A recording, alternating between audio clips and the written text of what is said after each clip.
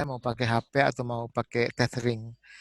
Uh, Mudah-mudahan sih. Jadi I'm really sorry, my webcam off dulu ya. Oke Pak, nggak apa-apa Pak. Okay. Oke Pak.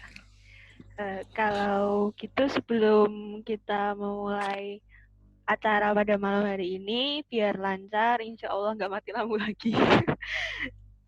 Dah, kita semoga yang di rumah juga sinyalnya pada lancar, walaupun mungkin hujan. Untuk kelancaran acara, marilah kita berdoa menurut agama dan kepercayaan masing-masing. Berdoa dimulai.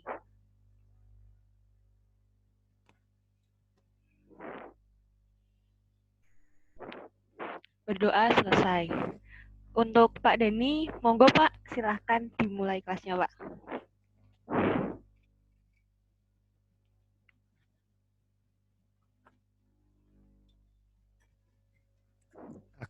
Baik, Kak saya Odi bisa bisa dengar suara saya? Masih agak putus-putus Pak. Tapi masih bisa dimengerti, Pak. Iya Pak. Agak putus ya. Tapi kadang jelas Pak. Masih bisa dimengerti. Sudah. Coba. Ini sudah maksimal semua volumenya. Oke, Assalamualaikum warahmatullahi wabarakatuh. Waalaikumsalam warahmatullahi wabarakatuh. Baik, mudah-mudahan lancar, amin ya. Kalau misalnya memang tidak jelas, saya akan cepat ganti dengan HP.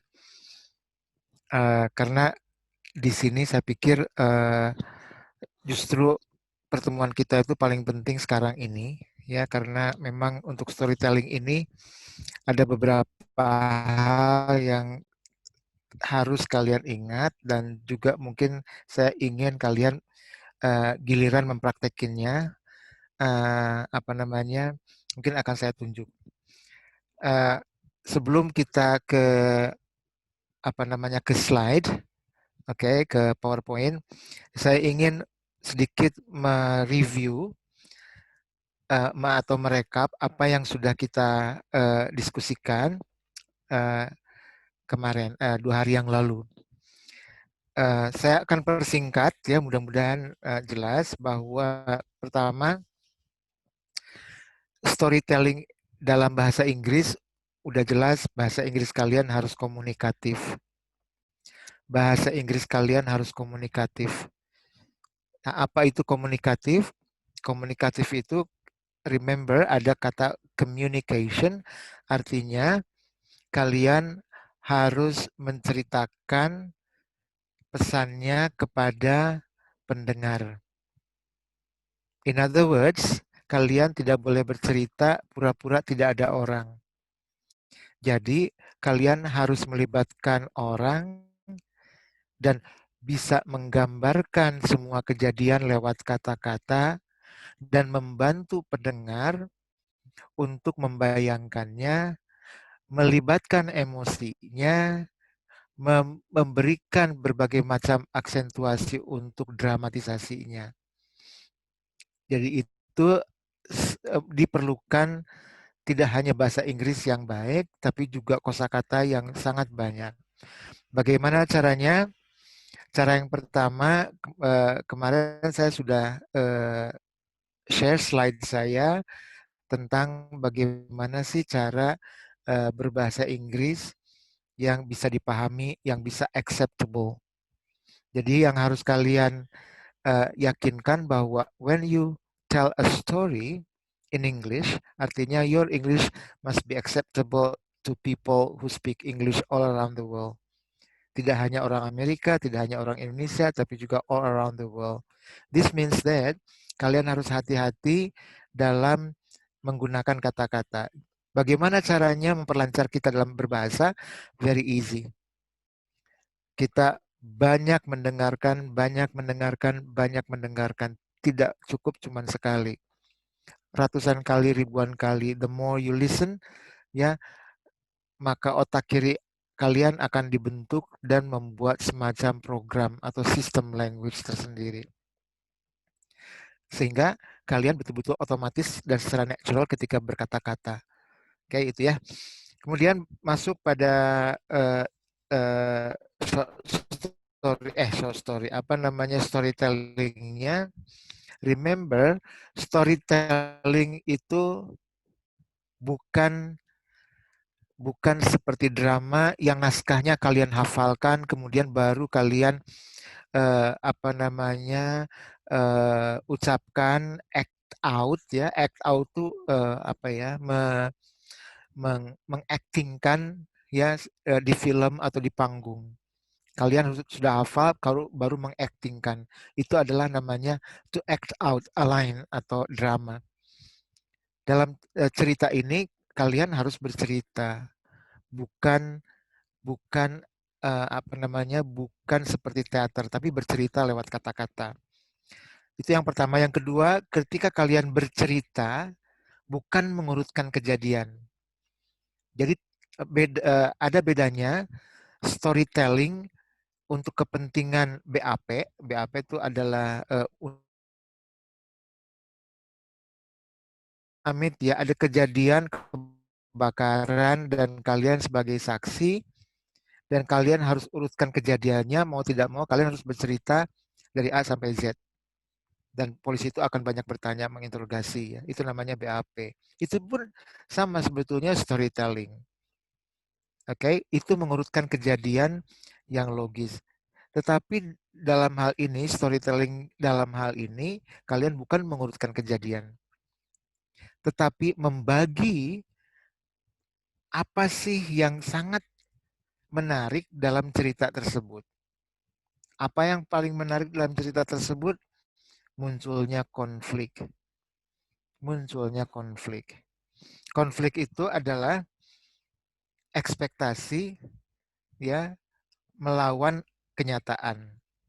Kalau seorang tokoh mempunyai ekspektasi akan menikah, ternyata misalnya pasangannya itu sakit, lumpuh, dan tidak bisa menikah, itu adalah konflik. Atau ternyata misalnya orang tuanya tidak setuju, itu namanya konflik. Jadi ekspektasi melawan kenyataan. Bagaimana cara memunculkan ekspektasi melawan kenyataan? Mendramatisasinya. Dan ceritanya di sekitar itu. Gitu ya. Oke. Jadi strukturnya mudah banget, tidak perlu ada alur cerita yang panjang Z, cukup CZ. Jadi C, D, J lupa sehingga ada kejadian-kejadian penting saja yang kalian munculkan. Tapi yang paling penting itu justru ketika konfliknya itu semakin meregang, kemudian meledak. Oke, jadi ekspektasi, lawan kenyataan, kemudian bagaimana? Akhirnya gimana? So, as simple as that. Cuman itu memerlukan memang bagaimana kalian berceritanya. Oke, kemudian 3, remember, show dalam bahasa kalian bagaimana mungkin tahu sana atau adegan, jangan disebutkan. Sebetulnya saja disebutkan, ya. Tetapi akan jauh lebih baik kalau apa? Kok ya? Suaranya sudah jelas, Oke. Saya akan ganti HP ke HP aja deh ya. Oh, gitu, Pak. Baik, Pak. Saya akan ganti.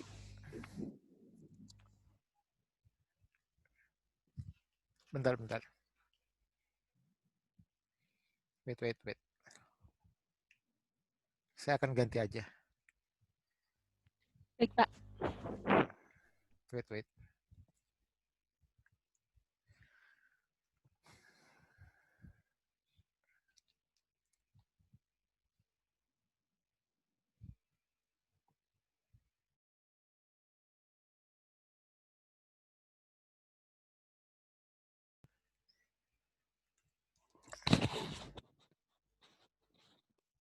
on.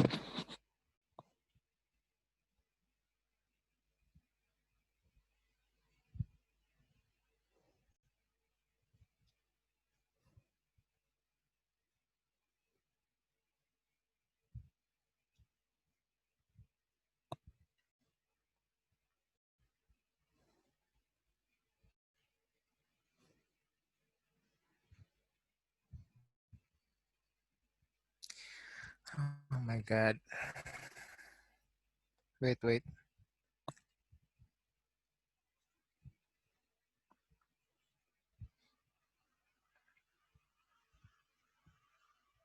Takes quite a while.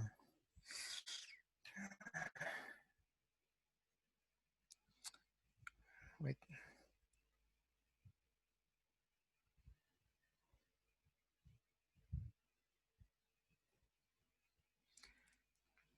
Setengah menit lagi.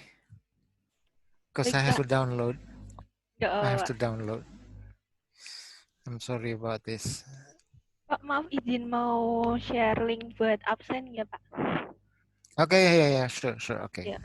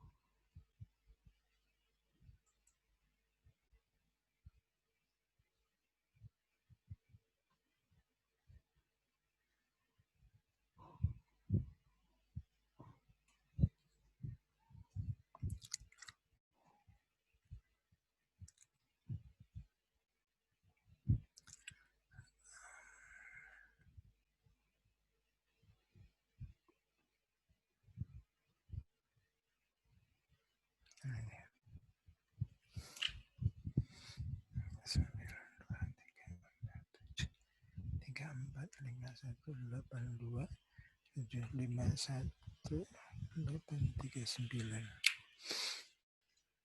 Oke.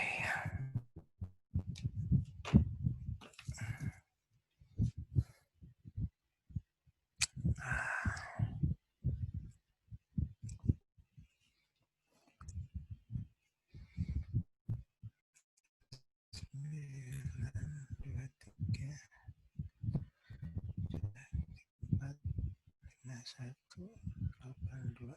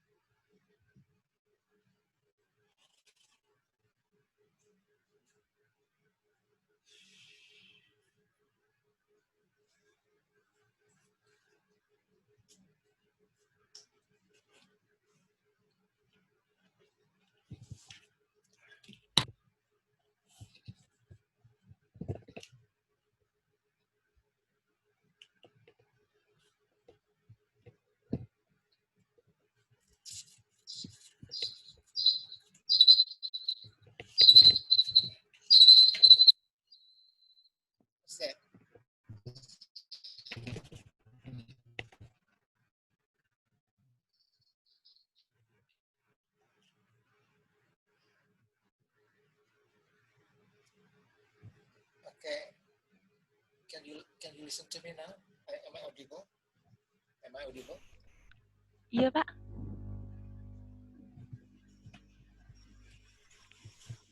Bisa dengerin suara saya sekarang? Bisa, Pak, tapi mohon maaf, Pak. Kurang besar, Pak. Masih terdengar kecil, Pak.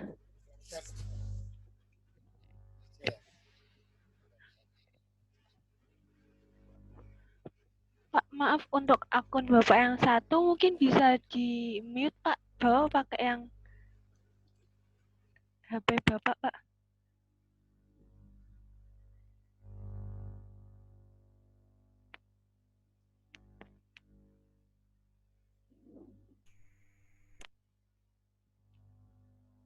Masih yang punya Pak Denny, yang HP Pak Denny masih mute, Pak. Belum di-unmute, Pak.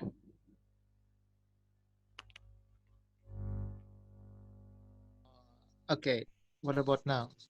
Sudah, Pak. Sudah terdengar jelas, Ya. Pak. Jelas ya? Ya, Pak. Okay. Sorry about this trouble ya. Baik, kita mulai lagi. Tadi saya mencoba untuk merangkum. Saya berusaha untuk merangkum. Jadi ini sebetulnya dari awal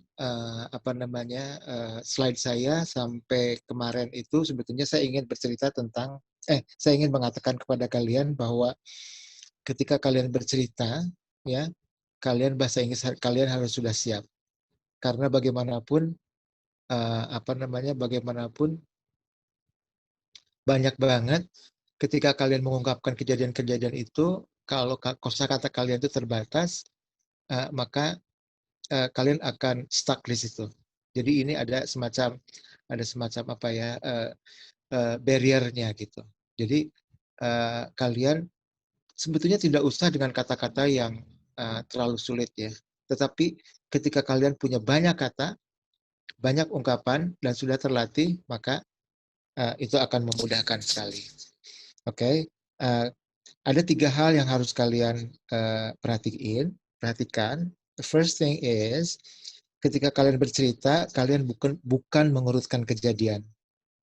Tidak seperti kalian ditanya oleh polisi bagaimana kejadian, misalnya perampokan tersebut atau kebakaran tersebut.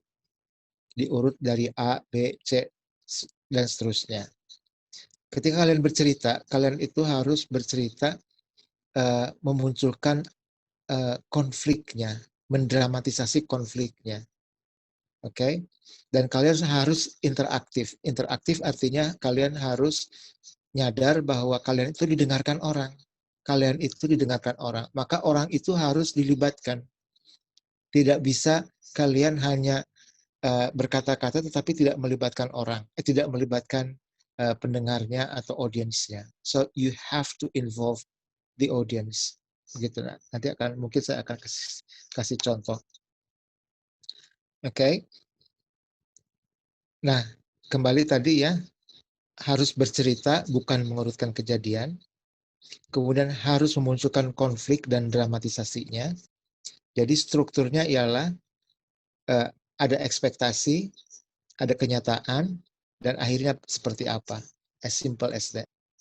Jadi simple aja ya, jadi jangan sampai kalian tuh terlalu jelimet plotnya.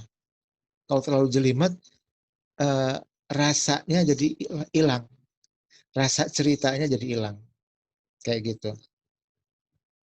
Nah, kemudian yang terakhir, ialah kalian harus menunjukkan bukan menyebutkan. Menunjukkan itu dengan kejadian dan lain-lain. Ya, dengan kejadian, dengan berbagai macam setting dan sebagainya. I'm going to give you an example. Ya, this may not be a very good example. Okay.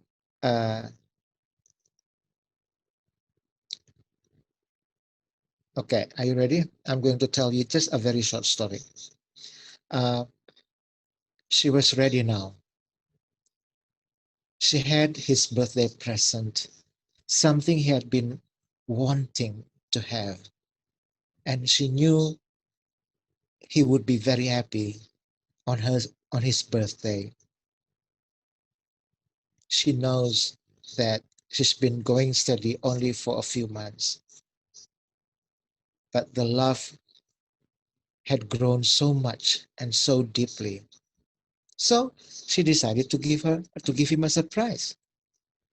She came to his house for a surprise that night. It was drizzling. It was a little bit wet.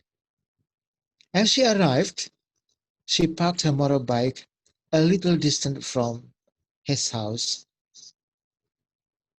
She walked, carrying a big box. And she was so determined. She didn't care about the rain. She was almost drenched when she came and wanted to open the door. She decided not to knock at the door. Suddenly, she grabbed the handle, pushed the handle down. It was a bit squeaking, tiptoeing into the living room. But it was empty. She was wondering where Frank was at that time. After a while, she started to wonder. At first, she wanted to call out Frank, but she decided not to do that because she was very determined to give him a surprise. Frank was nowhere to find. She decided to put the present in his bedroom. But as she was going to leave the room, she heard something. She heard a chuckle. She heard a little growling. She was beginning to wonder why. What's that? Was that Frank's voice?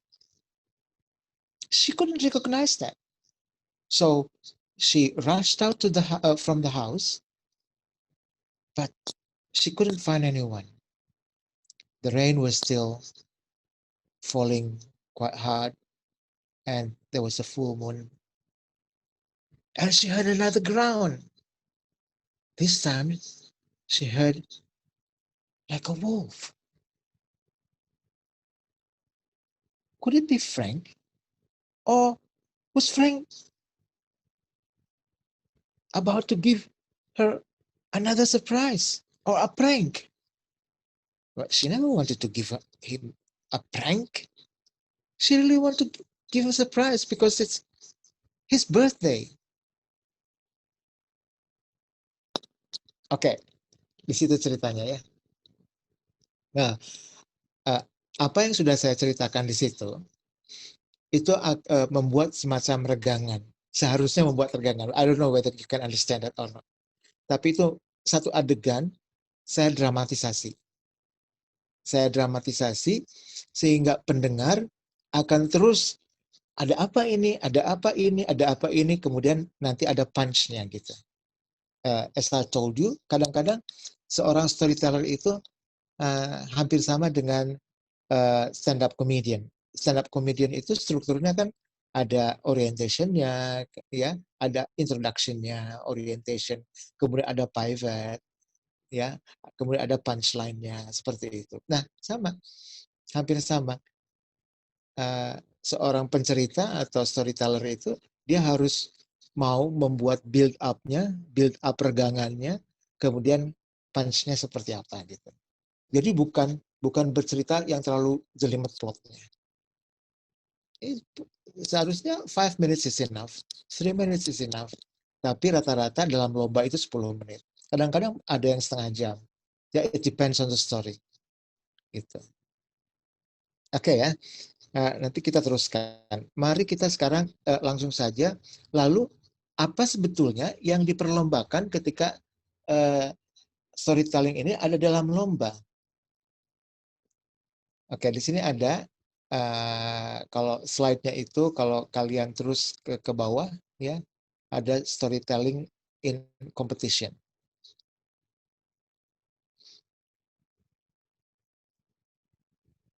Ada?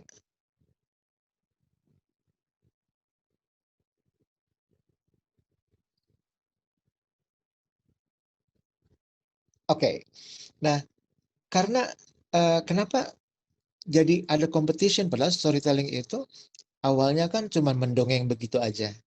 Jadi di dalam pikiran kita sudah ada apa yang akan terjadi, kemudian kita ceritakan kepada teman, kepada orang, kepada adik, ya, dengan dramatisasi sehingga apa yang audiens kita itu benar-benar terbawa emosinya.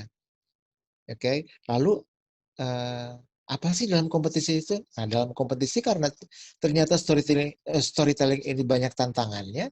Ketika ada tantangannya, maka dikompetisikan. Jadi kompetisi itu ciri khasnya itu ada tantangan. Kalau tidak ada tantangan, tidak dikompetisikan. Oke, nah itu yang pertama. Jadi storytelling di dalam lomba itu adalah tantangan. Tantangan apa? Tantangan kalau di apa namanya negara-negara yang tidak berbahasa Inggris, tantangannya salah satunya menggunakan bahasa Inggris. How to improve their speaking ability. Walaupun mereka tuh latar belakangnya bahasa Inggris, tetap ada tantangannya banyak. Tantangannya banyak banget, ya. Jadi kalau kamu lihat lagi ke bawah ininya apa namanya slide-nya, can you please the next slide please. Oke. Nah, ini ada purpose-nya. Purpose-nya itu tantangan. Yang pertama itu tantangannya bagaimana kalian menyusun bagian-bagian dari story. Oke. Apa bagian dari story? Nah, yang jelas ada plotnya, ada ceritanya.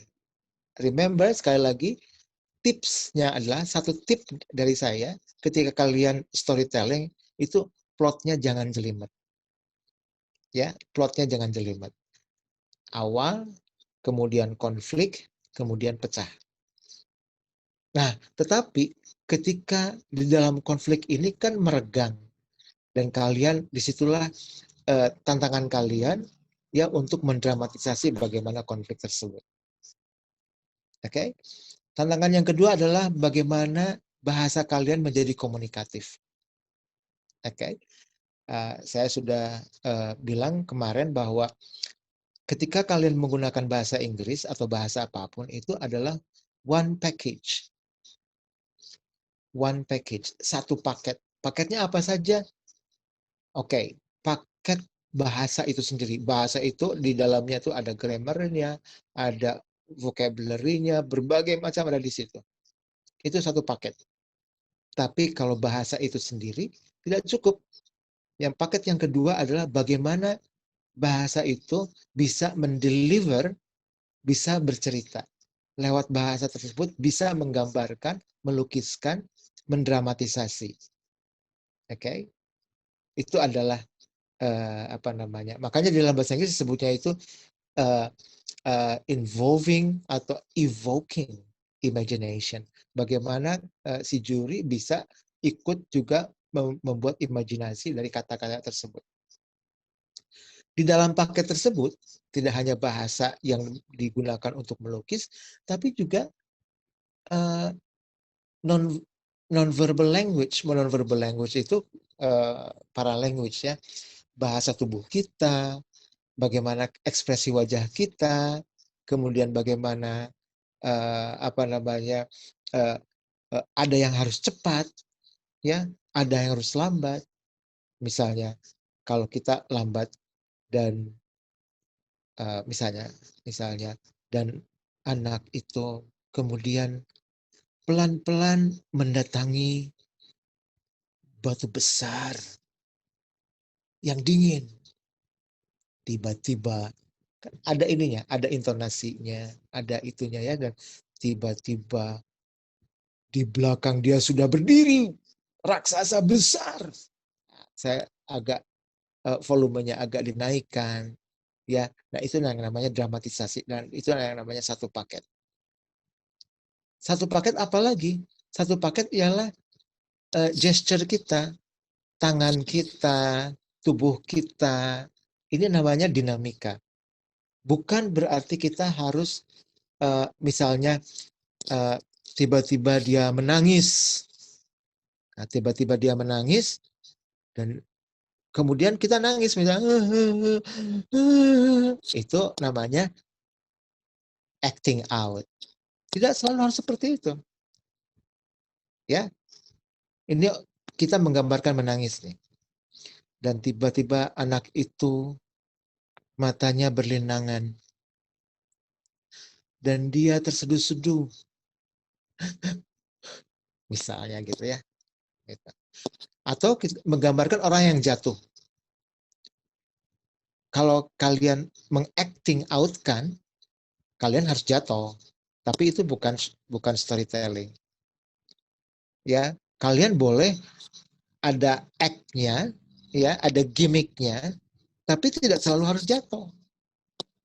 Misalnya, dan anak itu tersungkur, misalnya ya, dan anak itu tersungkur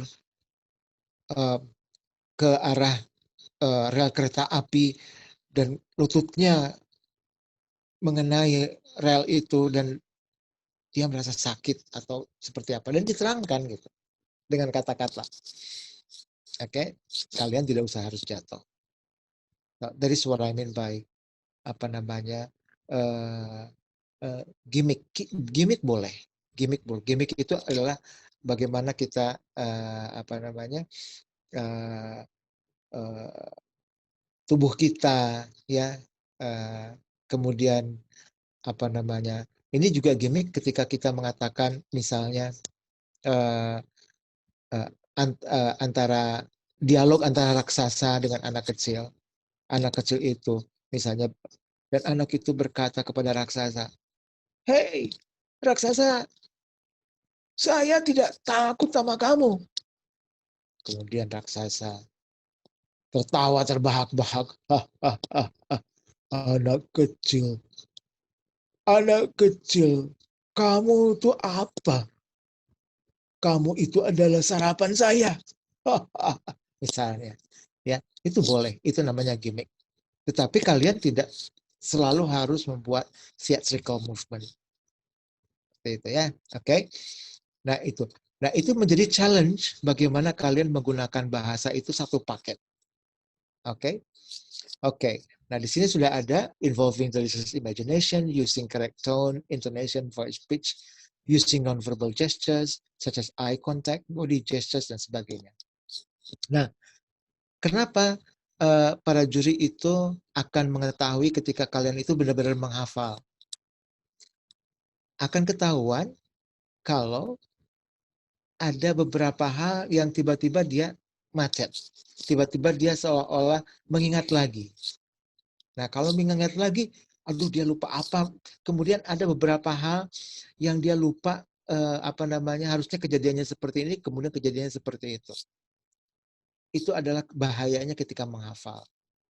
Nah, apa yang akan terjadi ketika kalian tuh benar-benar hafal banget sampai berulang-ulang sampai beratus-ratus kali hafal, ya udah, berarti kan kalian beruntung. Juri tidak akan mengetahui karena kalian benar-benar sudah hafal, praktek dan sebagainya. Which, okay, in that case then probably you've done a lot because you know you have been practicing a lot and you deserve something. Dan kalian memang layak mendapatkan sesuatu karena kalian terus menghafal. Tetapi there is something missing there. Something missingnya itu ya berarti itu bukan genuinely milik kalian gitu. Tidak genuine. Ada saja orang yang menghafal itu, ada aja. Gitu. Oke, tapi ketika kalian tahu ceritanya dan kalian bisa mengatakannya dimanapun, kalian nggak perlu takut. Makanya di dalam dalam kompetisi itu selalu ada another challenge. Apa itu another challenge-nya? Dikasih bahannya. Coba ini ada bahannya. Kembangkan. Kalian hanya punya waktu misalnya 10 menit. Kalian harus mengembangkan cerita. Nah, Yang tadi yang menghafal, itu pasti langsung, oh duh, ini aku nggak hafal, harus menghafalkan. Berarti orang tersebut kemungkinan besar yang tadinya angkanya tinggi menjadi rendah. Kenapa? Karena dia sudah yakin banget bahwa dia harus menghafal. Dalam waktu 10 menit, it is impossible for him untuk menghafal. Belum di-developnya kan. Berarti ada challenge yang kedua. Sehingga adil. Karena apa? Karena dalam kompetisi itu harus fair. Jadi yang pertama dikasih kesempatan bebas. Biasanya untuk menunjukkan siapa lo. Ya, oh bagus. Yang tadinya biasa-biasa aja, kemudian karena dia berlatih untuk tidak menghafal, kemudian dikasih bahan mentahnya, kemudian di-develop dalam waktu 10 to 15 minutes, dia masih bisa. Orang yang menghafal tadi, dia nggak bisa gitu. Akan ketahuan. Sehingga fair. Oh iya, yang tadinya bagus jadi jelek, yang tadinya jelek jadi bagus. Jadi dikasih kesempatan. Bahkan untuk yang kompetisi yang betulan, itu ada beberapa tahap. Ya, ada kayak debate, ada babak penyisihan, ya, babak penyisihan itu biasanya diberi kesempatan 2 kali, kemudian ada semifinal, ya, kemudian ada final. Tapi kalau di NPIO cuma 2 kali. Penyisihan final, penyisihan final. Penyisihan 2 kali diambil 10 yang terbesar menjadi final. Tetapi ada yang bahkan ada quarter finalnya, ada misalnya bahwa penyisihannya itu bisa sampai 3 kali, 4 kali, ya, untuk mengumpulkan nilai dengan berbagai macam challenge. Kemudian ada quarter final atau final atau semifinal, kemudian finalnya, ada grand finalnya gitu. Terus betul-betul ketika dia menang, memang sudah diuji gitu. Seperti itu. Oke ya, itu dalam kompetisi. Next please.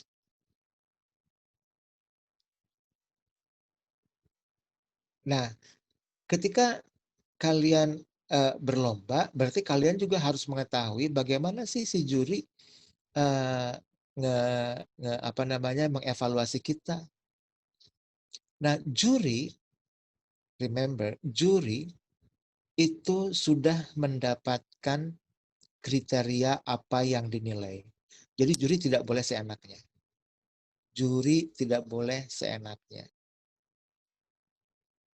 Oleh karena itu juri selalu diberi diberi workshop dulu supaya mempunyai pemahaman atau ruang lingkup yang sama.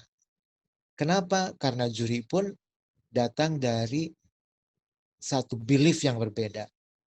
Menurut juri A mungkin yang bagus tuh yang begini, menurut juri B yang bagus tuh yang seperti itu dan sebagainya. Oleh karena itu harus kita samakan cara penilaiannya, harus kita samakan ruang lingkupnya, maka disebutlah adalah yang namanya kriteria yang akan dievaluasi. Kriteria tersebut ya sudah ada panduannya di dalam rubrik. Apa itu rubrik? Rubrik itu yang bagus misalnya, itu seperti ini kriterianya.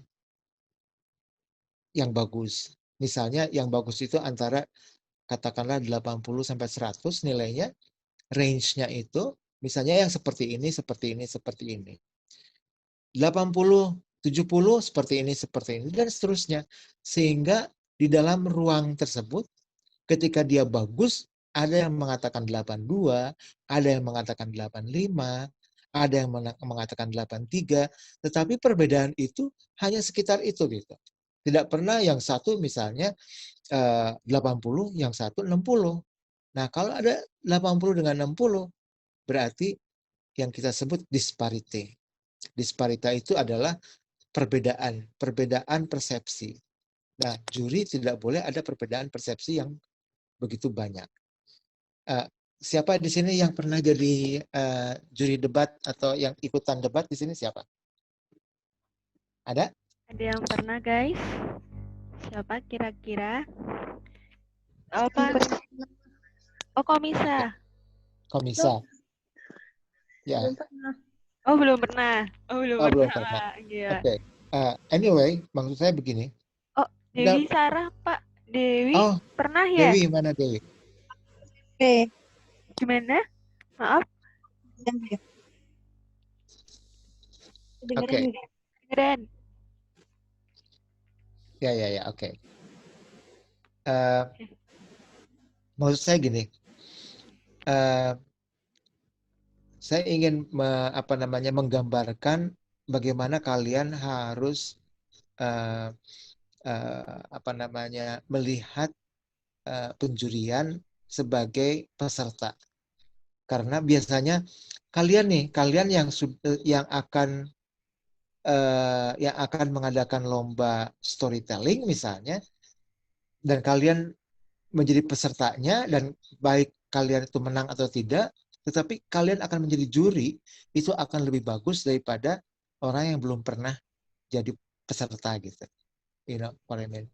What I mean is, dalam debate, adjudicator yang lulus dari atau sering yang awalnya itu debaters, itu akan menjadi seorang juri yang baik. Kenapa? Karena sudah mengetahui semuanya.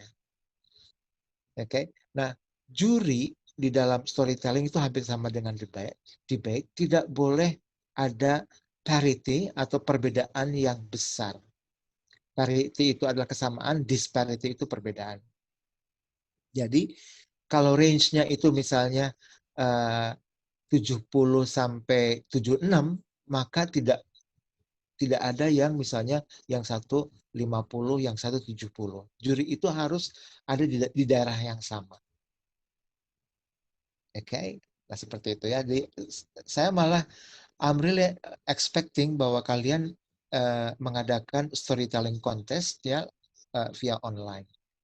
This is going to be very very interesting. Dan saya pengen kalian jadi jurinya juga. Gitu. Sehingga akan terus terlatih ya. Oke, kemudian yang kedua, sebagai juri itu selalu melihat peserta lain sebagai pembanding. Peserta lain sebagai pembanding. Artinya seperti ini. Ketika seorang peserta tampil dan sepertinya bagus banget, seorang juri mungkin tidak tidak sungkan-sungkan membuat nilai itu ini 100. Nah, tapi ketika ada peserta berikutnya dan dia jauh lebih bagus, maka dia nyesel. Kenapa? Karena yang lebih bagus itu layak, patut mendapatkan nilai yang lebih besar. Jadi seperti itu. Nah, ruangnya seperti itu. Sehingga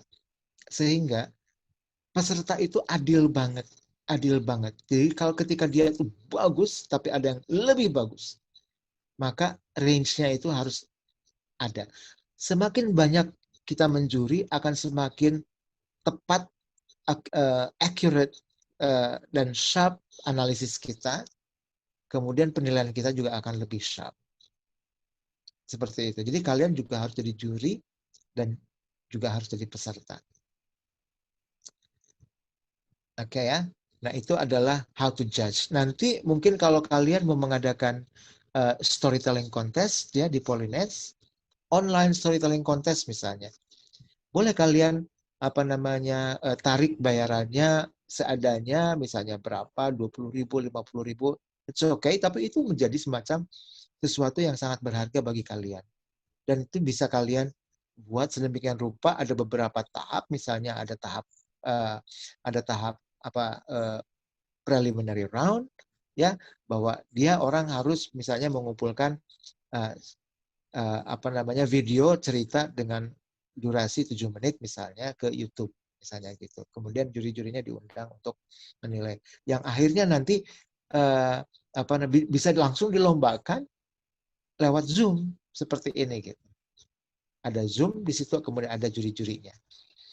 Oke, anyway, nanti kalau mekanismenya kita akan bicara nanti saja. Tapi I'm really expecting you guys to do that because this is going to be really worthwhile for you. Oke. Nah, juri akan membuat ranking. Ketika membuat ranking, maka di situ terjadi conferral. Conferral itu adalah kayak konsensus seperti itu. Juri wajib mencatat, remember. Juri wajib mencatat. Jadi di NPO itu saya kebetulan yang biasa saya ketuai, itu saya wajibkan semua juri mencatat. Sehingga kalau ada apa-apa, juri itu punya catatan. Kalau ada yang tie itu adalah yang sama, yang drop misalnya ranking ke-10 itu ada 3 orang misalnya, maka di situ harus ada conferral. Ya, dan harus seadil-adilnya dan kita punya catatannya. Ya. Yang kedua, catatan penting kalau ada yang mau verbal. Jadi kayak di debate, kalau yang mau verbal, yang ingin tanya misalnya mereka yang nggak, misalnya yang lolos tapi pengen juga verbal, ya kalian harus membuka diri bahwa kenapa saya angkanya segini, kenapa nggak saya misalnya rankingnya nggak ketiga, kenapa saya ke-7 misalnya gitu. Apa yang kurang itu biasanya dibolehkan, tetapi di NPO karena waktunya mepet banget biasanya tidak diinikan. Tapi sebetulnya boleh untuk personal feedback itu sebetulnya kita bolehkan. Oke. Nah, baru setelah itu dibuat final. Nah, final tantangannya lebih besar lagi. Jadi di dalam lomba apapun itu, ya ada yang namanya step up the challenge. Jadi challenge-nya lebih besar lagi, challenge-nya lebih besar lagi, sehingga ketika seseorang itu menang, memang dia deserve to win. That person deserves to win. Why? Because dia sudah go through a lot of challenges seperti itu. Okay. Next please. Nah, yang paling penting juga di dalam lomba itu harus ada rules. Tetapi kalau di dalam di dalam kenyataan yang namanya storytelling kan nggak ada rules. Tidak ada rules. Kenapa di dalam kompetisi itu ada rules? Karena untuk membuat koridor. Karena seseorang itu mungkin akan jauh lebih, misalnya seperti ini. Misalnya, rules-nya itu bahwa harus tidak boleh lebih dari 10 menit. Misalnya rules-nya itu tidak boleh dari 10 menit. Nah, seseorang itu ternyata bercerita lebih dari 10 menit, maka setelah 10 menit orang tidak boleh mendengarkan, juri tidak boleh mendengarkan.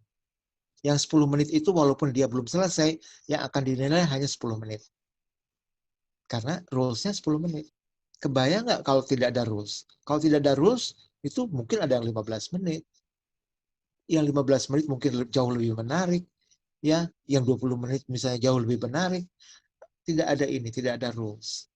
Oke, bagaimana dengan yang cuman 5 menit misalnya? Yang 5 menit dengan yang 10 menit pas. Mana yang lebih bagus? Now remember, ya, yang 5 menit belum tentu jelek. Kalau yang 5 menit itu ternyata ceritanya bagus, dramatisasinya bagus, bisa mengalahkan yang 10 menit. Seperti itu. Jadi 10 menit itu batas, karena kan banyak peserta dan sebagainya. Bahkan di NPO itu untuk yang preliminary itu ada yang cuma 5 menit. Ya, 5 minutes tantangannya, kemudian ada 5 minutes lagi dan sebagainya. Kalau tidak salah 7 atau 5 menit. Gitu. Pak, tapi kalau misalnya yang gimana kalau yang cuma 4 menit? Ya, masalahnya gini, apakah cerita itu akan menarik dalam 4 menit? Belum tentu dalam 4 menit itu cerita itu menarik. Gitu.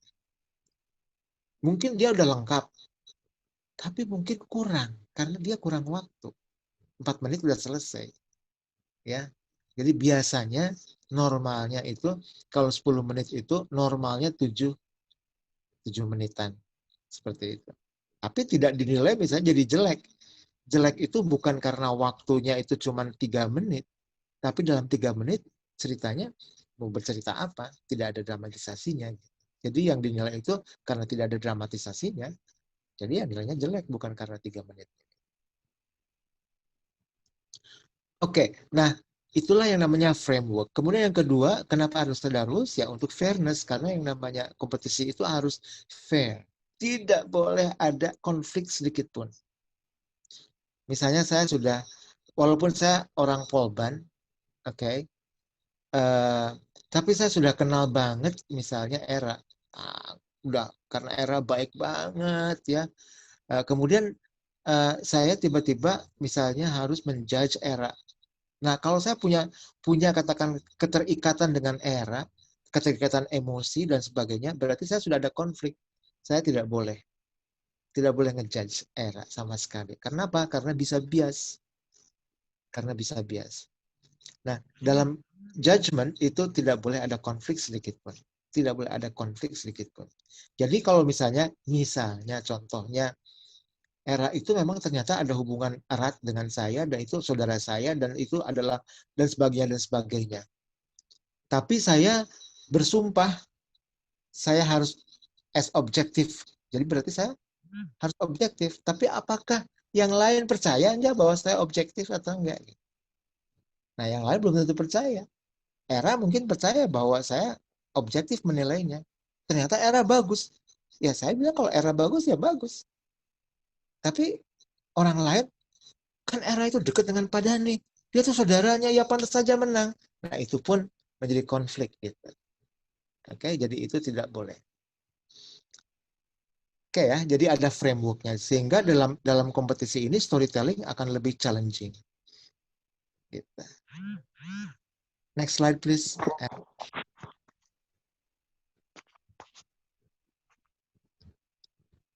Oke, nah ini adalah kriterianya. Kalian mungkin bisa baca sendiri. Ya, I'm not going to waste your time. Kemudian teruskan lagi. Next slide please. Ini saya akan memberikan challenge kepada kalian. Sebelum ada challenge, ya, do you have any questions? Ada yang mau bertanya, teman-teman? Ada yang mungkin masih bingung atau penasaran? Atau seumpamanya dulu pernah ikut lomba nih, terus habis itu kayak ngerasa bingung gitu. Dari aspek apanya atau gimana yang dinilainya mungkin? Oke, siapa yang mau tanya? Silakan. Siapa ayo? Kayaknya ada pertanyaan kalau challenge-nya udah dimulai deh. Kayaknya iya. Oke, kalau nggak ada kita langsung aja ke challenge ya. Yeah. Baik Pak, siap Pak. Oke, next slide please. This is the challenge.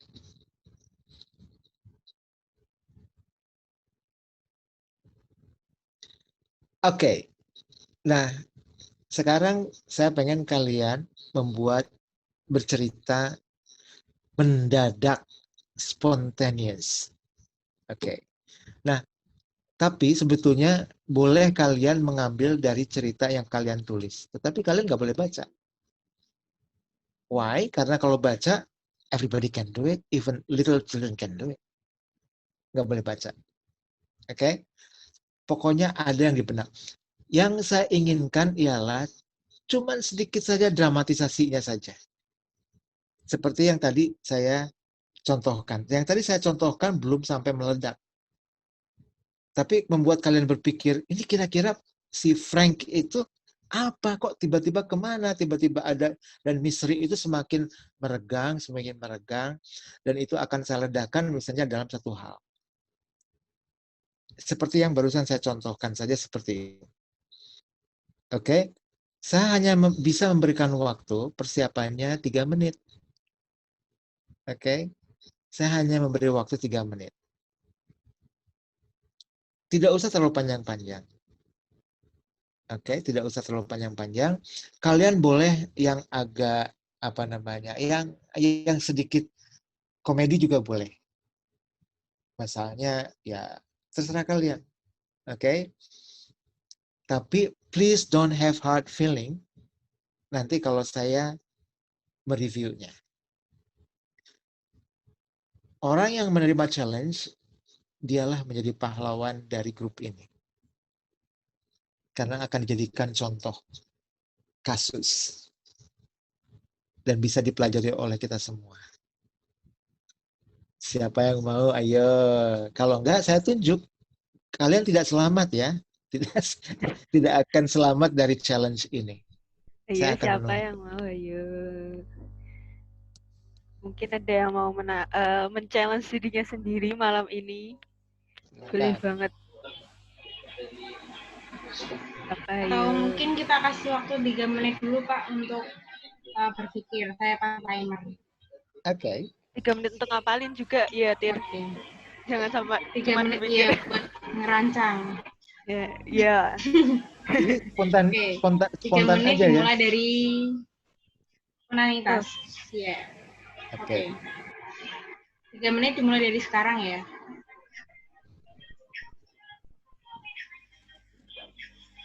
Selamat menghafal, guys. Enggak, jangan menghafal.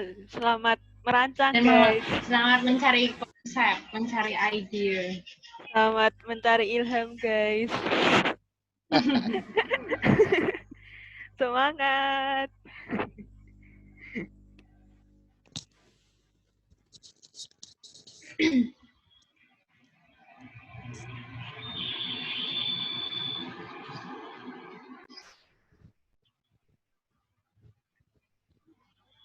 Oh, ini punya Tiara ya, laptopnya. Yang ungu, Pak. Iya Pak, saya yang share. Iya, Pak. Kami bagi tugas, Pak. Very good. Oh, aku nggak kelihatan.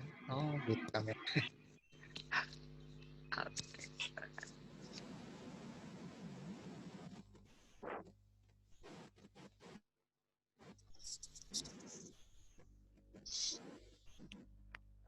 Pak, maaf. Boleh tanya sesuatu nggak, Pak? Sambil Ya, boleh banget. Boleh. Go for it. kalau seumpamanya kami mau melaksanakan kayak lomba storytelling gitu ya, Pak. Itu kan nanti semacam kayak yang challenge itu kan bakalan melampirkan kayak judul-judul gitu, Pak. Nah, itu berarti kalau seumpamanya sebagai panitia itu meminta dari kami panitia atau kami minta tolong juri untuk memilih gitu, Pak? Oh, enggak. Biasanya panitia yang ini. Tapi biasanya gini, panitia selalu berkonsultasi pada satu orang juri misalnya. Misalnya, jadi di dalam lomba itu biasanya ada yang disebut core, ya corek core, ya namanya itu adjudication core. Adjudication core itulah misalnya ya, adjudication core itu adalah misalnya saya, Era, misalnya Tiara. Tiara, saya dengan Era itu ya menyerahkan siapapun panitianya, tetapi kita yang akan mengatur lombanya. Jadi ada panitia penyelenggaraan, tetapi kita, saya, Era dengan misalnya Tiara yang akan mengatur lombanya. Yang mengatur lombanya itu apa? Misalnya babak penyisihan itu mau apa saja temanya, topiknya. Kemudian juri siapa aja yang akan kita undang, kita yang menentukan. Nah, panitia harus mengikuti kita. Misalnya panitianya katakanlah Komisa dan kawan-kawan akan mengadakan panitia. Jadi panitia itu akan memfasilitasi, mengakomodasi keperluan lomba yang kita rancang. Misalnya ruangan, ya administrasi, kemudian konsumsi, kemudian berbagai macam hal-hal yang kepentingan penyelenggaraan lombanya. Tapi inti perlombaannya hanya di tangan kita, di tangan Dani, Era, dengan Tiara. Nah, seperti itu biasanya. Sama dengan di debate. Di debate itu ada yang namanya adjudication core. Nah, adjudication core itu misalnya kebetulan saya adjudication core yang ada di Menteri Perhubungan. Maka mereka mengundang saya. Dan saya akan membuat core-nya. Core-nya itu saya, siapa. Misalnya saya, Pak Rahmat, misalnya dengan Pak Nyoman, misalnya gitu ya. Dan kami akan merancang dari mulai motion-nya apa saja, prelimnya itu ada berapa, dan sebagainya. Kemudian Menteri Perhubungan itu yang akan membuat penyelenggaraannya dari mulai ruangan di mana, hotel di mana, makanan gimana, penutupan, pembukaan, dan sebagainya. Gitu, Ra.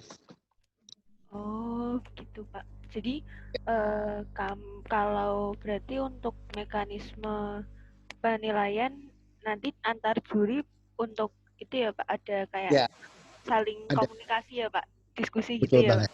Nah, betul banget. Nah, termasuk gini, termasuk misalnya karena kita yang jadi core-nya, Dani, Era, Tiara yang jadi core-nya, kita akan membuat misalnya workshop untuk juri, kita akan memberikan kriterianya, kita akan memberikan rubriknya, semuanya, pokoknya semuanya itu yang tentang lombanya sampai ke kalau ada komplain kita yang menangani, gitu.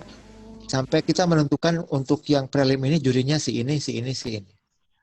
Untuk yang final misalnya si ini, kita yang menentukan, gitu. Tapi tentu saja yang jadi core itu memang harus sudah paham banget gitu.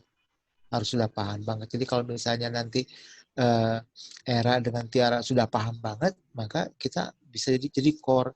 Bahkan kita, misalnya saya, Era dengan Tiara itu bisa jadi core di mana saja, tidak hanya di Polines.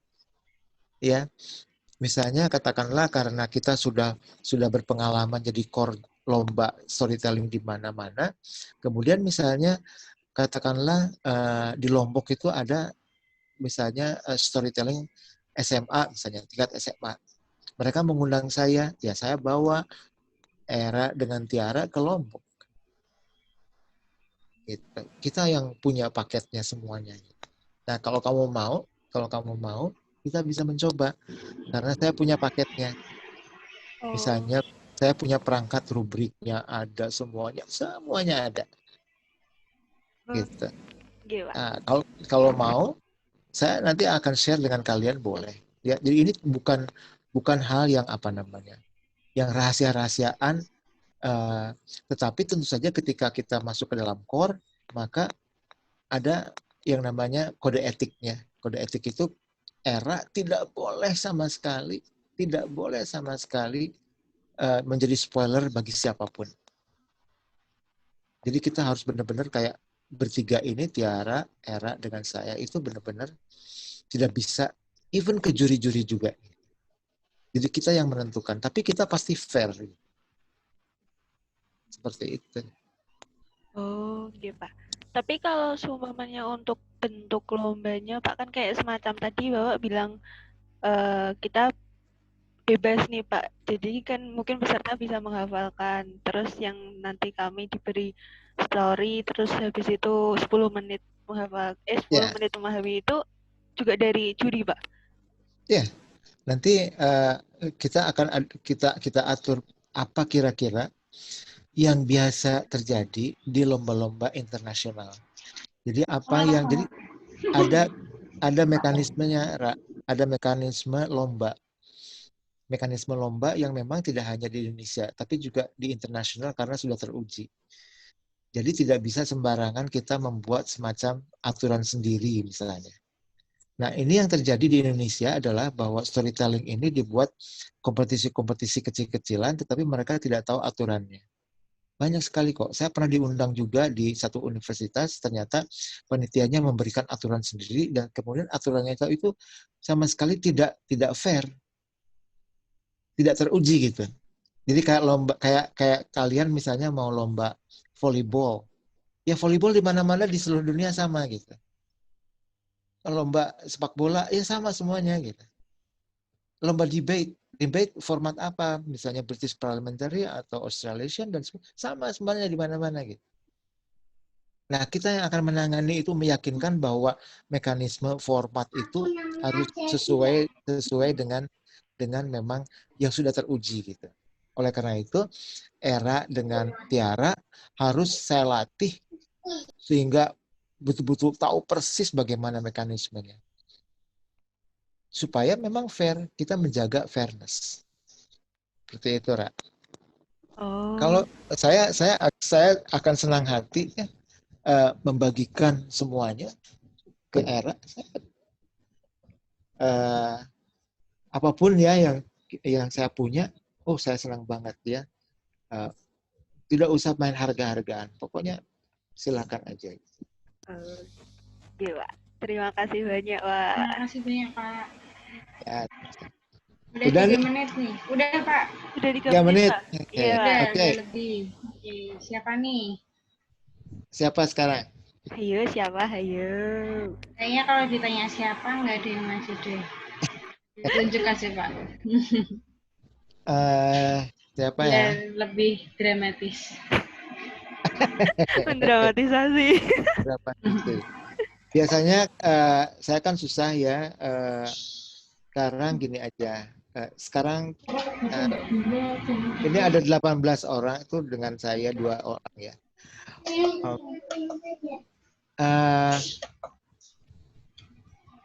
Oke.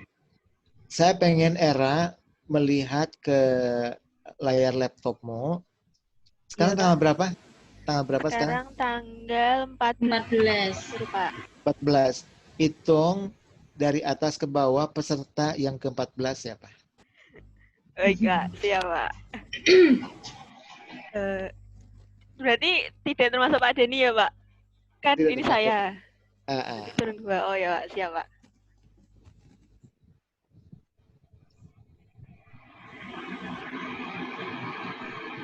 Jatuhnya di Dikja, Pak. Yeay, Yeay, Dikja. Dikja. Hai, Dikja. Hai Kak. Halo. Wah, kayaknya udah siap nih. Siap banget, Ah, Dikja. Oke, Dikja. Pak ini cuma klimaksnya aja kan Pak? Ya pokoknya yang mau ke klimaks kemudian klimaksnya.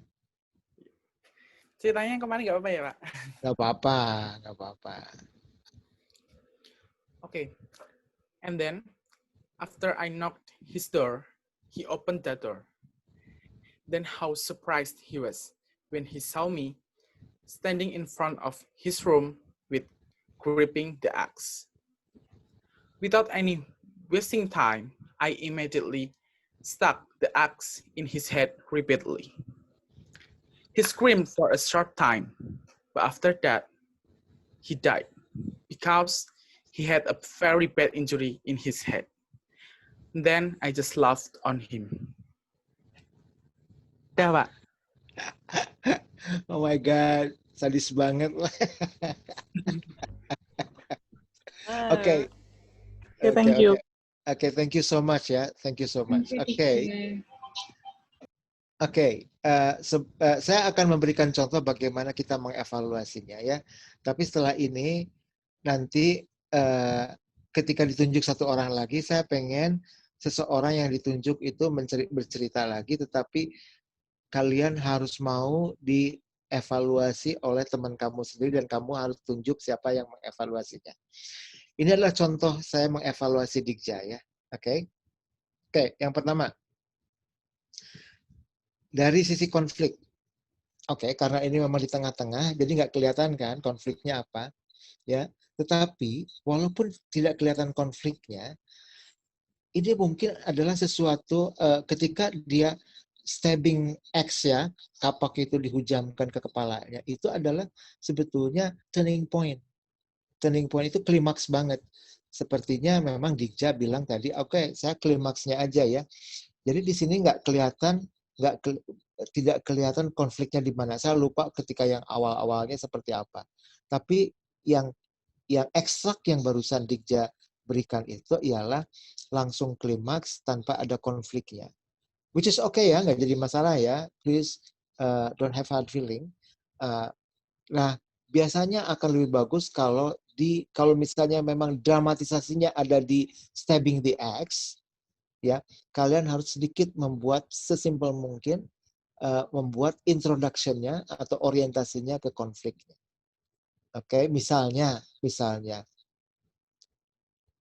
dengan matanya yang merah dan kapaknya memegang misalnya with his eyes are red and he's red and he remembered how that man burned misalnya all the villages and everybody died because of him. Now he's holding an axe and he really wanted to kill him, but he remembered misalnya seperti itu. Ini kan ada munculkan konflik ya. Kenapa dia sampai membawa itu dan sebagainya. Walaupun itu sebenarnya sadis banget ya. Oke, yang kedua, jadi yang barusan ada negatifnya, yang kedua positifnya apa coba? Positifnya Digja ya sudah berhasil bercerita dengan intonasi yang bagus ya, dengan kata-kata yang cukup jelas ya, dan orang itu akan cukup mengerunyutkan benar nggak sih? Frowning ya, mengerunyutkan, wah sadis banget gitu ya. Jadi ada kayak oh my god, ini benar-benar sadis, full of blood dan sebagainya. Di dalam benak kita tiba-tiba ada darah dan sebagainya, itu gara-gara kata-katamu, Digja. Gara-gara kata-katamu. Jadi kalau ada orang yang langsung membuat semacam meringis dan sebagainya, that's because of your words. Berarti kalau misalnya ada orang yang meringiskan seperti itu, artinya kamu sudah berhasil. Oke, Digja ya? Seperti itu. Nah, Digja, saya kasih hadiah, kamu menunjuk satu orang. Wow, siapa Dija? Nastiti, Pak. Nastiti, Kak. Nastiti. Nastiti, Hai ya. Nastiti. Ini teman sekelas Nasti. Halo. Makasih loh. Silakan Titi. Cerita yang kemarin nggak apa-apa. Gak apa-apa. Oke. Oke. The title is The Woman Not Girl Anymore. Lily have a great parents, but her daddy was away to work out of town.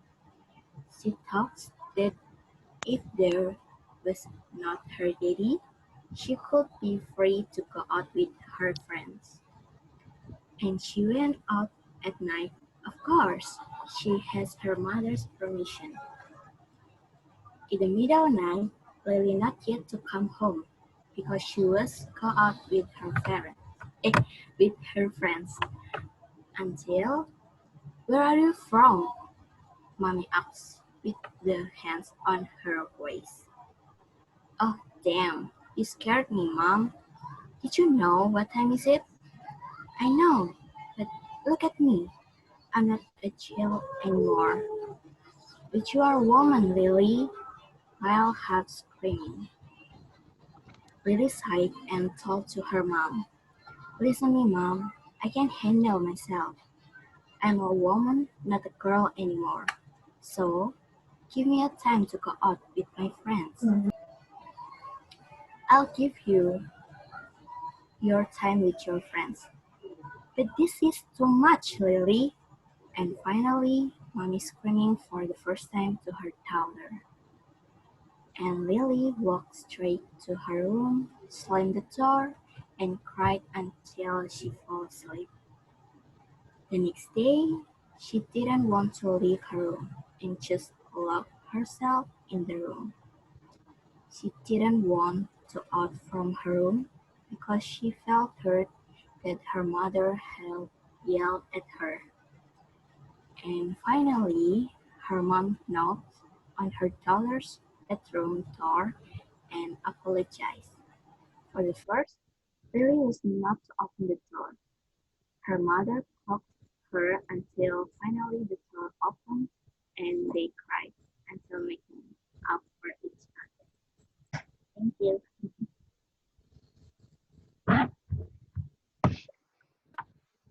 Yay, thank you.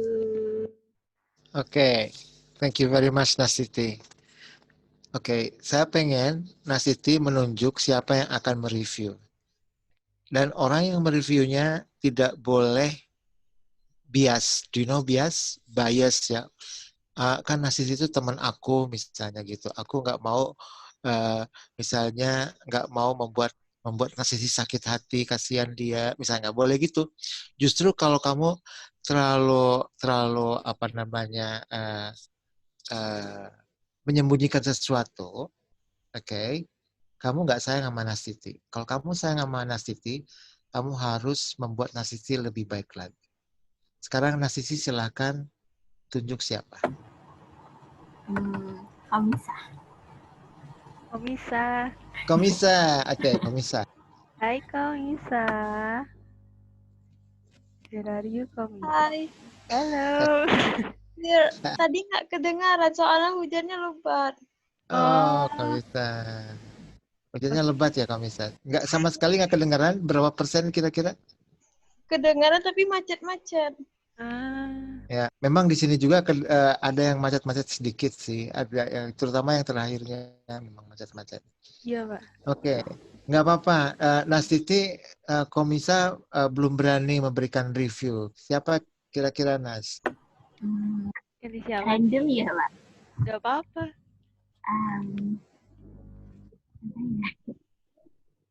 Vira Amanda. Vira Amanda. Hai Vira. Vira. Ya. Hai. Tadi bisa dengar Nastiti kah? Enggak. Ya cuma sepenggal saja. Sepenggal. Oke. Oke. Sepenggal tuh berapa persen, Vir? Kalau 60% nggak jadi makan. Oh, 10%. Wah, 10% kurang. Oke. Suaranya lembut sekali. Oh, suaranya lembut. Oke. Siapa tuh sekarang ya?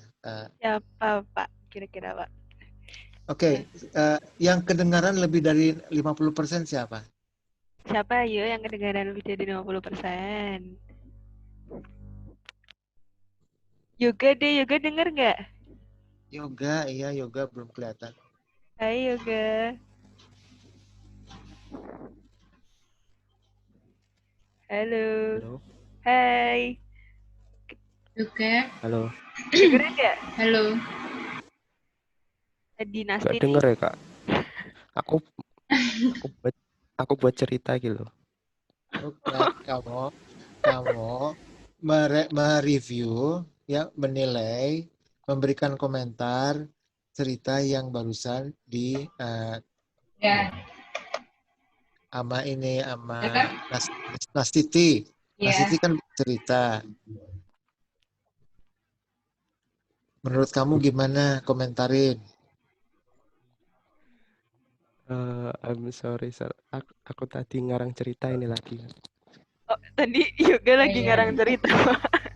Wah, nggak dengerin ya? Wah. Oke. Oke. Sebentar ya, Yoga, nanti will come to you later ya. Sekarang saya pengen justru orang yang saya ingin mengomentari, salah satu dari kalian mengomentari Nastiti. Tiara denger gak, Tir? Tiara aja udah. Oh, Tiara. denger sih. Denger sih lumayan. Tiara. Aku ini coba ringkas ceritanya dulu ya. Jadi ceritanya bisa denger itu ada anak remaja, terus dia pulang malam, dimarahin ibunya, terus masuk kamar. Dia marah sama ibunya karena dimarahin, terus masuk kamar. Terus ibunya minta maaf. Bener gak, Nastiti? Betul. Oke. Betul banget. Oke. Saya mencoba untuk judging ya. Bener gak sih judging? Betul. Iya. Jadi saya suka intonasinya Nastiti. Kayak membuat kita tuh bisa berimajinasi apa sih yang mau disampaikan Nastiti. Jadi saya juga bayangin tuh ada anak remaja, terus habis itu pulang malam ada ibunya di living room kayak gitu tuh saya karena intonasinya Nastiti itu dapat. Cuman untuk konfliknya itu menurut saya tuh kurang gampang ditebak gitu loh. Itu sih komentar dari saya. Wow. Gitu Pak. Terima kasih. Wow. Bagus banget komentarnya, saya suka banget. Komentarnya. Terima kasih Pak. Maaf ya Nastiti. Oke. Sama-sama. Artinya di sini memang sudah ada konflik ya. Sudah ada konflik, tapi dramatisasinya kurang. Padahal bisa didramatisasi lebih. Jadi walaupun itu misalnya dimarahin, orang kan biasa dimarahin. Saya datang telat dan ibu saya memarahi dan saya nggak suka ibu saya marahi, saya langsung masuk kamar kunci diri. Fine. There's no dramatization. There should be a dramatization. Ya, kalau misalnya memang ada dramatis seperti itu kemudian dibuat menjadi lebay lah, dilebay-lebayin kayak gitu, sehingga konflik yang tadinya cuma konflik-konflik kecil menjadi membengkak menjadi konflik yang serius gitu. Gimana caranya? Bisa saja kita mengatakan misalnya, I know what my mother did a long time ago. I never liked her misalnya gitu. Dan dia tuh bisa terus dibuat menjadi regang sehingga pendengar itu bisa lebih ikutan emosinya gitu. Padahal kan belum tentu benar juga si I-nya itu belum tentu betul juga gitu. Nah, maksud saya itu dikasih menjadi lebih serius konfliknya. Konflik kecil itu bisa sampai serius. As I told you, contohnya itu kalau kalian baca Edgar Allan Poe, hanya karena dia tidak suka temannya lebih jago untuk mencicipi wine, dia hancurkan temannya, dia bom gitu. Hanya karena itu gitu. Jadi konfliknya sedikit banget, tetapi impact-nya itu besar banget. Jadi yang barusan juga bisa saja misalnya, ya katakanlah bahwa saya tidak terima ibunya marah hanya gara-gara seperti dan sebagainya sehingga dia bakar rumahnya, bisa saja misalnya gitu ya. Tapi ya ada sesuatu yang perlu kalian perhatiin, siapa pendengarnya ya. Ketika tadi ceritanya katakanlah cerita Digja itu untuk orang dewasa dan itu tidak bijak untuk diceritakan ke anak-anak. Itu tetap terlalu sadis. Ya, dan kita harus bijaknya. Jadi ini ada yang namanya nanti ada yang kita sebut kepatutan dan kelayakan. Nah, di dalam lomba itu menjadi kisi-kisi. Tetapi sementara ini kan ini bukan lomba. Jadi kalian saya bebaskan bercerita apapun. Ya. Dan kalian mungkin sudah dewasa kan ya. Kalian ada 17 tahun usianya? Ada ya? Harusnya, Pak. Harusnya ada. Harusnya ada, Pak. Ada ya. Jadi kita harus bijak ya, siapa kira-kira pembacanya atau siapa penontonnya atau siapa pendengarnya. Ada yang namanya kelayakan dan kepatutan. Oke, tapi untuk saat ini kita tidak membatasinya dulu. Oke, that's good. Thank you so much, Tiara. Kita masih ada waktu kan? Masih ada waktu kan? Saya pengen 3 menit. Kurang 3 menit, Pak. Iya. Oke, bisa nggak saya minta satu orang lagi sebelum kita mengambil satu kesimpulan. Nanti kita sama-sama judge yang satu orang itu. Iya, Pak. Boleh, Pak. Yang terakhir siapa? Tadi Yoga ya? Kayaknya. Yoga, oh ya udah Yoga udah siap. Yoga silakan. Okay. When school was running, Nick received a message from the WA group that someone did a blood donor at the hospital. And when he came home from school and will to come to the hospital, but a bad friend bullied him and tried to prank him with his input in a empty house that was burned this afternoon. He was locked inside the fire mark, heard the sound of his Nick screaming, longing outside. Nick was not too scared at first, but after look human. Nick was not too scared at the first, but after he looked a girl with a white gaun putih, dia berteriak. Maaf Pak, ini Pak belum nyampe. Okay. It's alright. You can actually mix with bahasa Indonesia, it doesn't matter. Separuhnya bahasa Indonesia ya Pak. Boleh. Awalnya dia tidak takut saat dikunci di rumah kosong itu. Tetapi setelah melihat wanita memakai gaun putih, dia berteriak sangat keras, sedangkan teman-temannya menertawainya dari depan rumah. But in the same time, Nick and her friend melihat ghost hantu di luar dan di dalam. Keduanya adalah seorang wanita bergaun putih. Akhirnya teman-temannya lari meninggalkannya dan Nick membuka pintu dan mereka berlari bersama. Sesudah kejadian itu Nick ketakutan ya, tetapi masih tetap melanjutkan keinginannya going to the hospital ya untuk donor darah.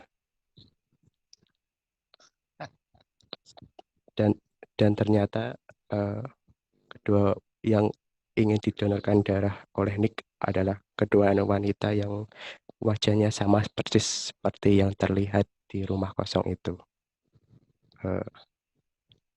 Sudah, Pak. Oke, yeay. Oke, Yeay. thank you very much. Okay, thank you so much. Oke, now siapa yang mau mengomentari? Silakan. Yoga sudah siap dikomentari. Yoga mau siapa Yoga? Ada yang mau mengomentari, mencoba? Nggak memaksa sih Pak, terserah sih, yang mau aja. Oke. Oke. Ayo komentarin. Nggak apa-apa, komentarnya salah juga nggak jadi masalah. Saya Jadi kalau tunjuk. ya tunjuk silakan. Era sama era katanya. Siap Pak. Saya mau dengar dari Aura Anjani Pak. Aura, Aura. Where are you, Hai Aura? Aura. Bisa on mic kah? Hai Aura. Ya, Kak. Halo. Ya. Oh, ini dia. Tadi dengar suaranya juga nggak? Maaf Kak, di sini putus-putus suaranya. Wah. Kayaknya bakalan bilang putus-putus semua nih.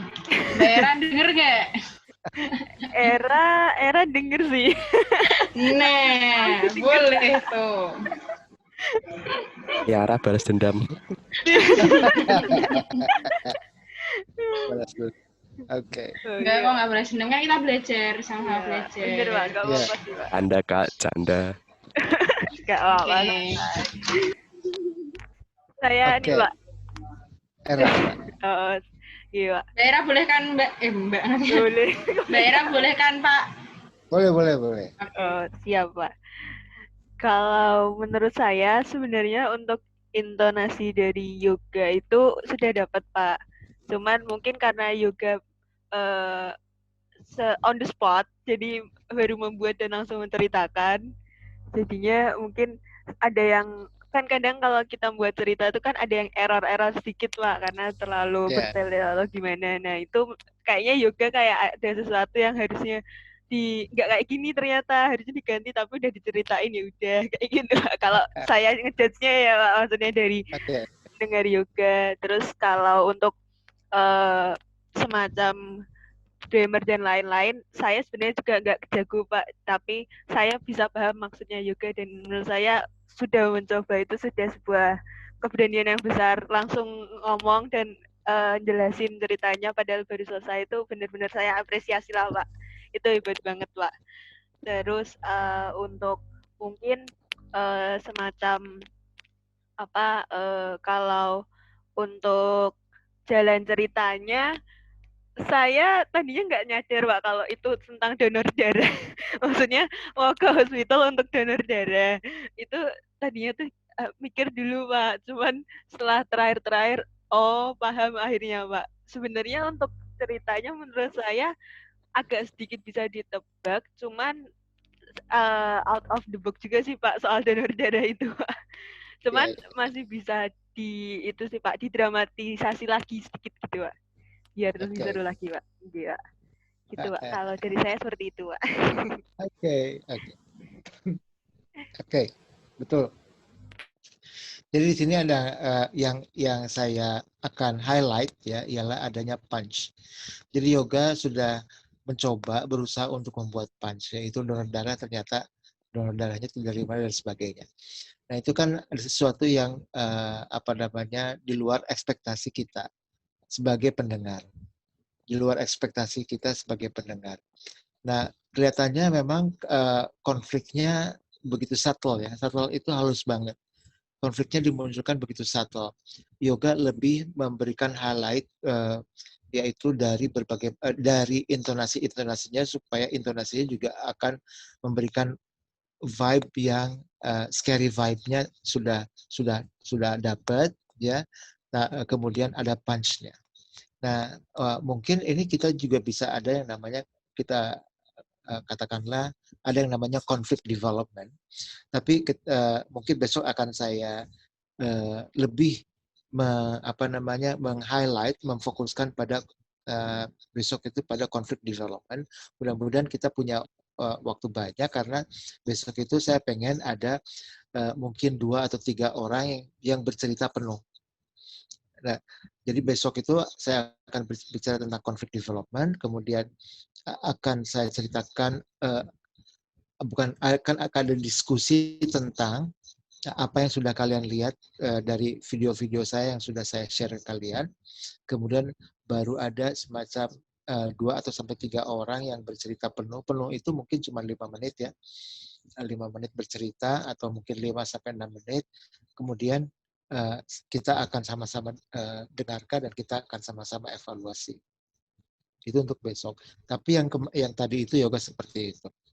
Baiklah guys, saya pikir kita sudah lebih dari lebih dari waktunya, sudah 10 menit, hampir 10 menit lebih. I'm really sorry about this, ada masalah-masalah teknis tadi. Besok saya akan meyakinkan bahwa kuota dan internet connection-nya itu stable, jadi tidak akan ada seperti ini lagi. Hanya yang saya agak curiga sedikit ya ke kalian itu, jangan-jangan kalian juga punya masalah dengan saya sehingga nggak kedengaran. Saya minta kalau misalnya kalian nggak kedengaran, mudah-mudahan ini direkam ya. Iya, Pak. Jadi kalau misalnya itu bisa minta panitia atau minta Era atau Tiara untuk mendapatkan rekamannya sehingga nanti saya ingin we are not wasting time. Jadi apa yang kalian sekarang lakukan itu kita dapat sesuatu dari pertemuan-pertemuan ini. Jadi jangan sampai enggak. Oke, saya akan simpulkan sekali lagi. Yang pertama, ketika kita membuat telling a story, ya, kalian benar-benar harus enjoy telling people's story dan people itu juga harus enjoy, your audience juga harus enjoy. Bagaimana harus ada interaksi. Interaksinya seperti apa, bahwa kalian itu ingat bahwa kalian bercerita kepada orang, bukan kepada meja, bukan kepada komputer, bukan kepada HP, tapi kepada orang, dan orang itu harus dilibatkan. Nanti akan saya berikan teknik-tekniknya bagaimana cara melibatkannya dalam conflict development tomorrow. Oke? Kemudian cerita-cerita yang sudah dikirimkan ke saya ya akan saya kirimkan. Jadi mudah-mudahan kalian jangan dulu leave group ya ketika ini kita sudah selesai. Mungkin dalam beberapa lama, kalau bisa sih nggak usah dihilangkan karena mungkin saya akan bisa terus get connected with you ya. Dan kalian juga bebas bertanya ke saya gitu. Okay, so thank you so much for your participating. Thank you very much, Era and Tiara and the rest of you. You're really good. You are really dope. Saya kembalikan ke Era. Terima kasih Pak Dani. Terima kasih banyak Pak Dani. Terima kasih banyak Pak Dani untuk experience-nya, untuk pengetahuan yang luar biasa, untuk segalanya untuk hari ini Pak. Dan mohon maaf juga kalau seumpamanya tadi saya juga ada kendala teknis Pak, mati sendiri. Okay. No problem. Ya, terima kasih juga buat teman-teman semuanya yang udah tadi cerita. Sorry ya Yok, jangan dendam ya sama aku ya. Kita friend kan. Okay. Jangan dendam ya. Iya. Oke, Ded. Terima kasih semuanya untuk hari ini. Alhamdulillah sudah selesai acaranya. Dan aku tutup dengan alhamdulillahirabbil alamin. Dan untuk yang besok, jadi seharusnya hari Sabtu nggih Pak, berarti dipindah ke hari Kamis ya Pak? Ya. Oke. Berarti besok Kamis kita ada lagi ya guys, jangan lupa datang, soalnya ini juga last meeting kita secara jadwal, jadi jangan lupa banget buat datang karena pastinya bakalan ada hal-hal menarik lagi dari Pak Dani dan pastinya kelas kita bakalan seru. Oke, gitu deh. Thank you guys. Jangan lupa juga besok ada daily kelasnya movie and storytelling ya. Datang buat pemanasan sebelum training kelas malamnya. Oke, that's good. Sorenya ada ini Pak, ada daily class dari kami Pak. Nonton film aja sih, iya. Oh iya. Iya. Jangan lupa ya teman-teman datang jam 4. Jangan lupa guys. Oke, terima kasih sekian iklannya. Saya kembalikan ke Mbak Era. Oke. Terima kasih Pak Dani. Ya, sama-sama. Terima kasih semuanya. Dadah. Bye. See you soon Pak. See you tomorrow. See you tomorrow ya. You Gila. take care ya. You take care. Good care of yourself. Be happy, okay? Iya Pak. Amin. Nggak berdoa. Mbak Era. Silakan langsung keluar gak apa-apa. Mbak Era. Iya. Nggak berdoa. Sudah keluar. Kamu lupa gara-gara aku promosi. Iya. Gak apa guys. Santai guys. Biar bisa rame gengs. Kita santai aja ya guys. Kalian mau guyonan di grup juga nggak apa-apa. MNS itu kalau di BCC terkenal memang rame. Jadi kalian nggak usah heran ya guys kalau kita itu mungkin kalau kalian masuk yang lain kayak yang training class yang lain mungkin bakalan agak sedikit formal, tapi kalau kita enjoy sih guys. Biar nggak sepanas. Kita chilling departemen. Kalau kalian mau masuk departemen yang seru-seru bisa. MNS tuh salah satunya, guys. Bertahan. Aku izin keluar duluan ya, mau makan. Oke, Dedi. Oke, makasih semuanya. Makasih Mbak Era. Assalamualaikum. Salam. Thank you, guys. Nih, kalian ada yang mau diceritakan sebelum keluar?